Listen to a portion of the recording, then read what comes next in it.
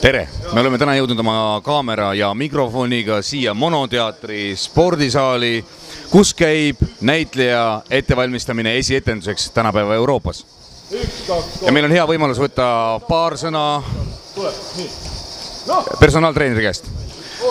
Vabandust. Kuidas käib ettevalmistamine esietenduseks näitlejal tänapäeval? No tänapäeval on see ikka väga raske, no vaadake, mulle toodi siia üks monotoodi, ma ei saa ju sellist asja, ei saa ju lavale lasta. Siin me peab ikka tõsiselt vaeva nägema veel. Arusaadav.